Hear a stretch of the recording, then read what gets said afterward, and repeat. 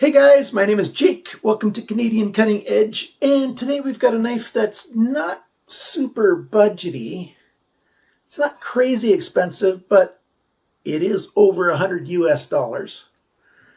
I have a pretty good relationship with QSP Knives, and they sent me this knife at no cost to me. So take that for whatever you think that's worth. I do my reviews, I believe, the same way for all my knives that I review, but of course there are subtle things going on inside a guy's brain when he's given something versus something he's bought. You just naturally have a little bit different perspective on it, but hopefully you'll see that I'm going to give this thing a very fair shake, and after you've watched the whole video you can decide for yourself what you think. If you are not familiar with Canadian Cutting Edge, check us out and see how we do our videos.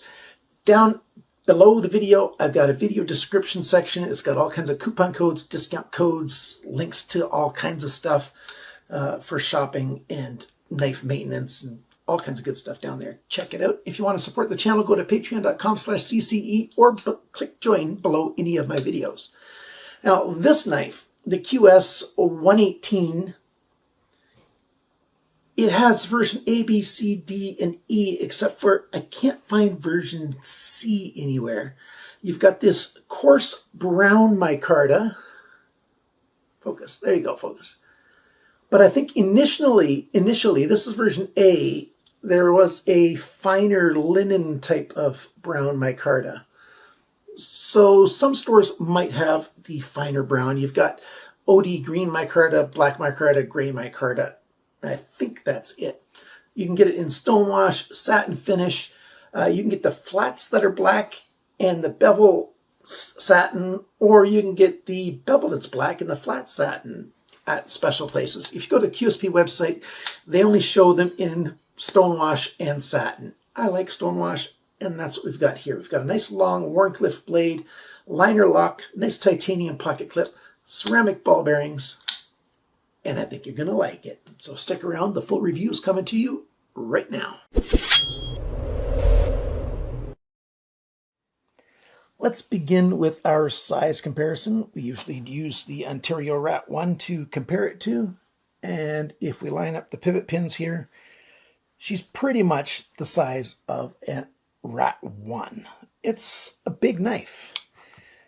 I'm going to say that this is a working knife. First off, we've got this Wharncliffe that's, a very long Wharncliffe blade. It's a chunky piece of steel, well over 1/8 of an inch. Got a nice high flat grind, S35 VN stainless steel. And, it's got that straight cutting edge there. That's done quite well. I think they did a pretty good job with this knife. Not too thick behind the grind. It's actually nice and thin, so you can sharpen it a number of times before it starts getting too thick. And, that nice blade, a nice fine tip. I really like this coarse micarta. Look at that.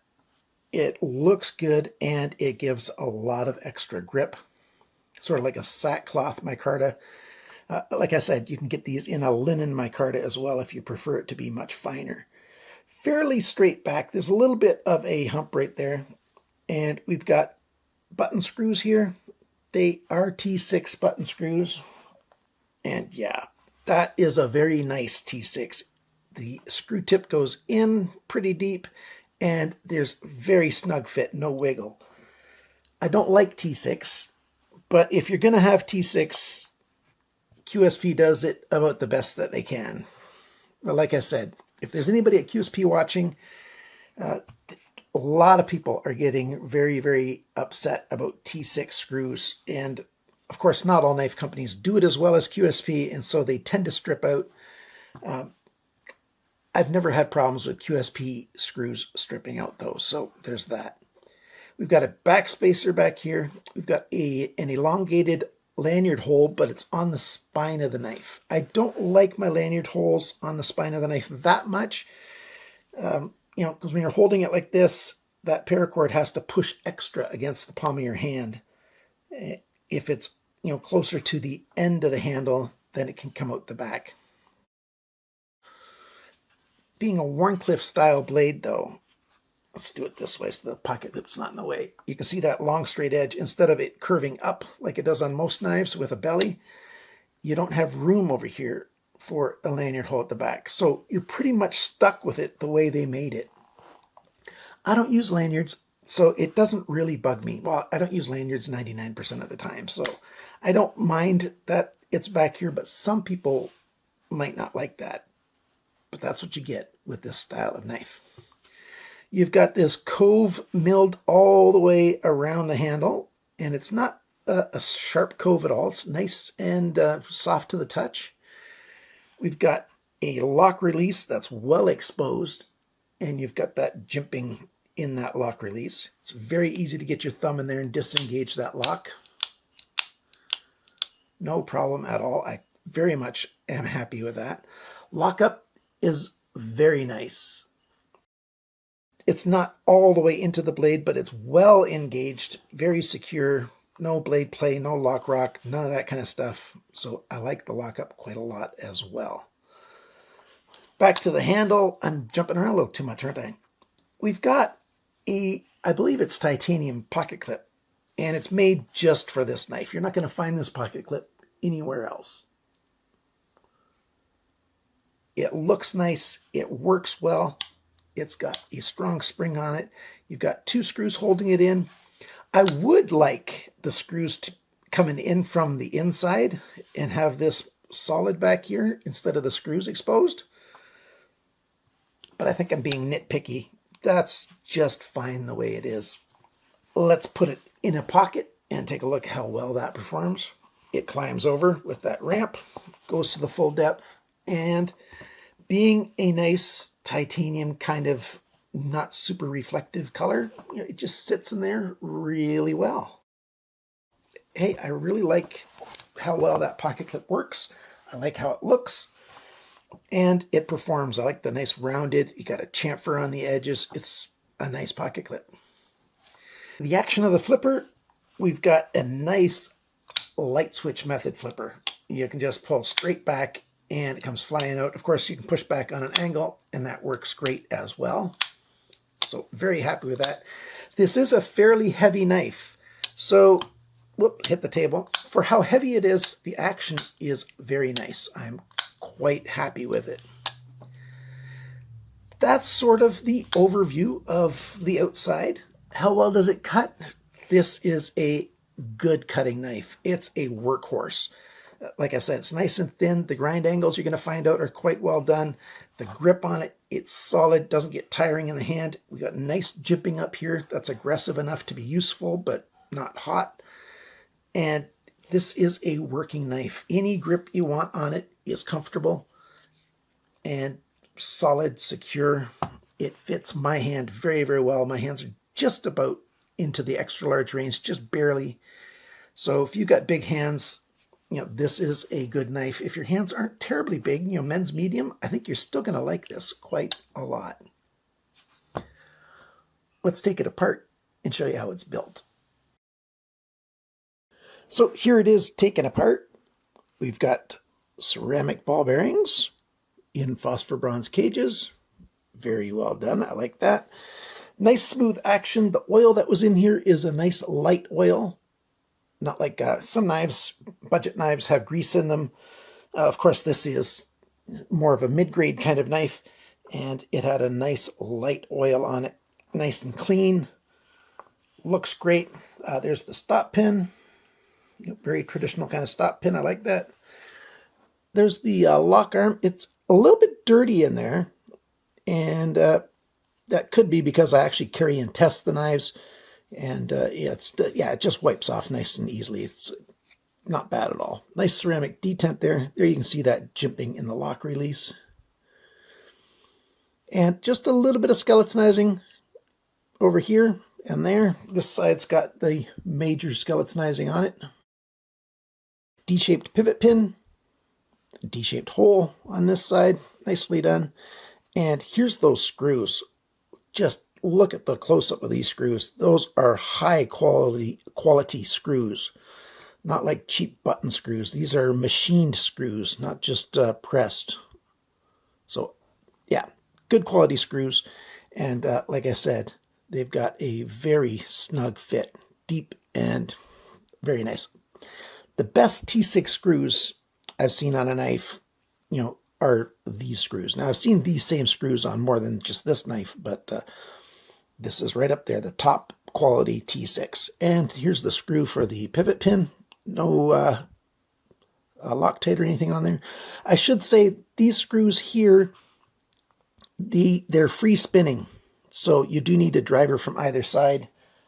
So I strongly suggest, if you're new to knife collecting and stuff, or you've been doing it for a while, get one of these little table vices. That way it's much safer to put one screwdriver on either side, because you've only got two hands. So you hold it with the vise and you got your two hands. So yeah, good construction. There's the back spacer. And we've got standoffs on these screws. So if you don't like back spacers, yes, it'll work just fine like that. And then you've got open pillar construction. Totally your choice if you want to use the back spacer or not. So I'll put this back together now, and then we can talk about the dimensions and sizes. A lot of guys skip over that part, but it's important, and there's usually some good stuff mixed in with all the numbers.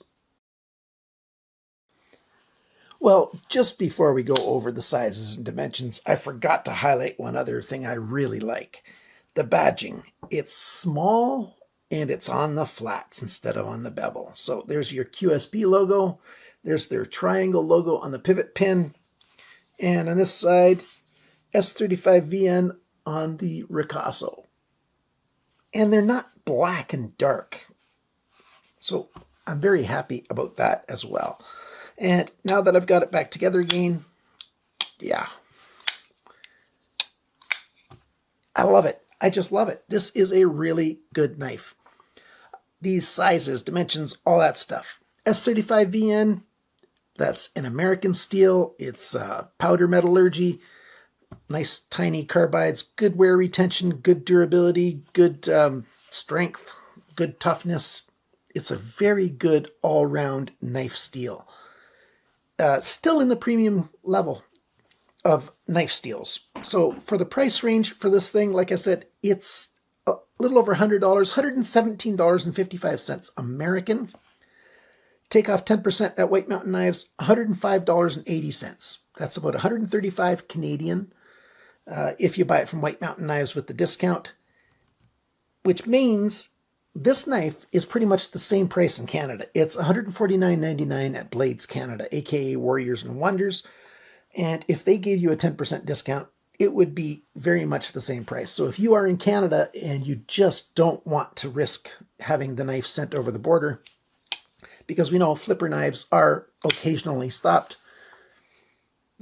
Blades Canada is pretty good. Of course, you have to pay, GST and PST and stuff like that. But at least it's not way overpriced in Canada like a lot of knives. Prices are coming down in Canada, and I like to see that. The weight of this knife, 132 grams, 4.6 ounces. So yeah, it's not a super light knife. It's just at the right weight for its size. I quite like it. Sharpness from the factory, 105 BES, which is quite good. Sharp enough to be very useful, and it will get sharper once I sharpen it myself. The cutting edge length, 89.2 millimeters, 3.51 inches. The blade length, tip to the closest spot on the handle, 94.1 millimeters, 3.71 inches. The thickness of the blade, 3.42 millimeters, which is 0.1345. Like I said, well over 1/8 of an inch. The blade depth, it's pretty much the widest is the same just before this curve starts coming down, anywhere along here, 28.8 millimeters, 1.13 inches. How thin is it behind the grind? I measured it in 3 places. It averages out to 0.46 millimeters, 18 thousandths of an inch. I like it to be 20 thousandths or less. So yep, that's good. The grind angles. This side, most of it, about where my fingers are, was 18.6 degrees. And this thing, where my fingers are, actually up to there, 18.8 degrees. So that's good. 18.6, 18.8, 18 degrees is a good angle for S35VN for a knife like this. We did have the tip on this side went to 18.5, so this side was very consistently sharpened, 18.8 to 18.5. This side, not so much. Here at the heel of the blade, it went up to 20.1, and that's just about where my finger is touching, just a small section. And then at the tip here, where my fingers are touching, it went down to 16.2 degrees. So when they were sharpening this side, the sharpener did a little bit of wiggling on the knife, but not bad. Pretty much 18 degrees, a little over 18 degrees per side, and it cuts really, really well. The length of the handle is 118.3 millimeters, which is 4.66 inches. The grip area between my thumbs is right around 10.5 centimeters, about 4.1 inches. The grip area is always rounded because there's not an exact place to measure it. The handle thickness, not counting the pocket clip, just on top of the micarta, that is 15.24 millimeters, 0.6 of an inch exactly. So yes, this is a bigger knife, and I don't hold that against it at all. It feels great in my hand. The handle depth, the widest point is right here near the heel of the blade. Handle, not blade, 27.7 millimeters, 1.09 inches. When the knife is closed, the widest point is not up here. It's actually right there. That is 37.3 millimeters, 1.47 inches. The total length of this knife from tip to tail, 211 millimeters, 8.31 inches. Yes, the specs on this thing and the stats, I'm very happy with. So my summary, what do I think of this knife? I like that you've got a number of choices of micarta. I really like this coarse micarta. I like some fine micartas as well. So you've got several different colors to choose from. You've got many different ways of blade finish to choose from, not just stonewash or satin. Some stores have, like I said, got the flat that are black, and some stores have got the bevel that's black, and then the other parts are satin. So a number of different ways to get this knife, different handle colors and different ways of the blade being done. Action's good, really nice ball bearings. It's a heavy blade, so you do have to put a little bit of energy into it. That's why it's got that loud thunk when you open it.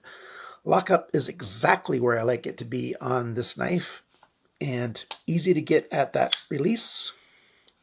Perfect. The blade's hidden in the handle everywhere. There's no places you can poke yourself when it's closed. The detent holds the knife closed exactly with the amount of pressure that you want, which is why it's easy to flick it open, but it won't open in your pocket by accident. It's nice jimping here on the flipper, but other than that, it's just rounded enough to be smooth and comfortable. The spine's got really nice jimping for extra grip, and yet just slightly chamfered on the edges here, so not hot in the hand at all.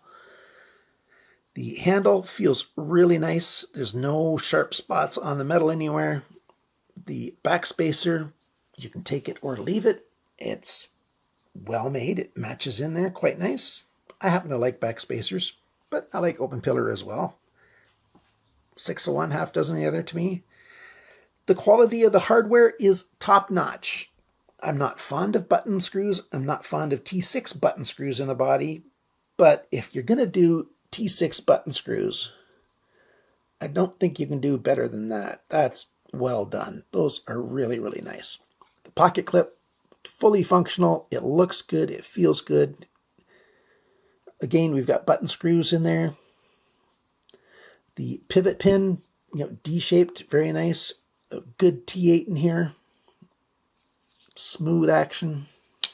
I'm very happy with that. The cons, well, it's not really a con, it's a preference. The lanyard hole, I don't like lanyard holes in that position, but that's just me. Since I don't use lanyards much, it doesn't bother me at all. The other thing is, the only other thing that they should have done a little differently, in my opinion, it's a should. This sharpener's choil, it terminates just where the plunge does. You can't really see it that much on this side, but on this side, You can see how the bevel is starting to ride up into the plunge. And so the grind part is going wider right at the heel of the blade there. And that's because the plunge hasn't ended and become the standard, thickness of the plunge here. It's still on the way coming down when the sharpener's choil runs out.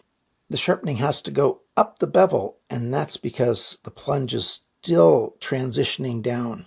So that sharpener's choil should have been just a tiniest little bit bigger. I am being super nitpicky here because I've reviewed a lot of knives that have this same issue and I haven't really said anything about it. But that's when those knives are like 30, 40, 50 bucks. This is, $106. That's how much it's costing you to get this thing, American dollars. So I like to have a little bit better attention to detail. But overall, I am very happy with this knife. Is it worth paying full price? I think so. I think it really is. If you're looking for a knife of this kind of shape, you want a nice long Wharncliffe, it's easy to buy something that's worse than this knife. I mean, it's very easy to buy something that's worse. I'm very happy with it, indeed. Thank you, everyone, for watching. Thanks to my Patreon and YouTube membership supporters. You guys are awesome. Thanks for liking, sharing, commenting, and subscribing. Please do those things. It really does help the channel. And remember, always cut towards your chum, not your thumb. Bye for now.